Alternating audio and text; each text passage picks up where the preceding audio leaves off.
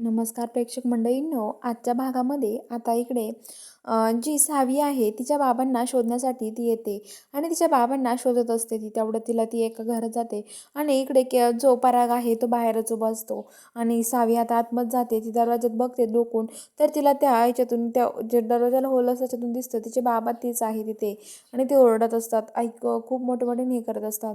तर आता सावी दरवाजा तोडण्याचा प्रयत्न करते. ती म्हणते की आता काय करू मी, आतमध्ये जाण्यासाठी तर मला चावी लागणार आहे. ती म्हणते बाबा तुम्ही काळजी करू नका, तुमची सावी इथे आली आहे असं म्हणते. आणि आता लगेच असं म्हणल्यावरती ती आता तिथून जाते आणि ती आता इकडे येते पराग इकडं. तर परागच्या इकडे तो माणूस डोक्याला बंदूक लावून उभा असतो आणि बंदूक लावून असतो तर तो आता परागला हे करत असतो, मारायचं त्याला गोळी.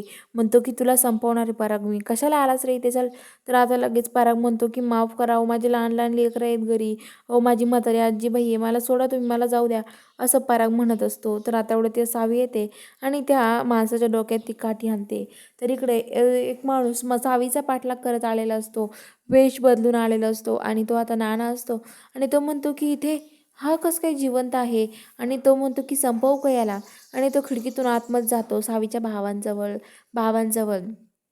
तर इकडे पराग म्हणतो काय ग सावी, सापडलेत की नाही बाबा. तर आता सावी म्हणते अरे पराग बाबा सापडलेत, पण आता काय करणार, तिथे आतमध्ये कसं जाणार आपण, अरे त्या आतमध्ये कुलूप आहे लावलेलं तिथं. तर आता लगेच ते म्हणतात की पराग याच्याकडे चावी बघ बरं. त्याच्या खिशातल्या चाव्या काढतात आणि तिच्या बाबाकडे जायला निघतात.